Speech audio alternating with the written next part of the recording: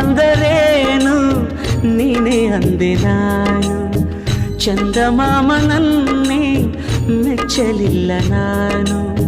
ಕಾಯಿಸಬೇಡ ಬಾರೇ ಬಾರೇ ಬಾರೇ ಬಾರೇ.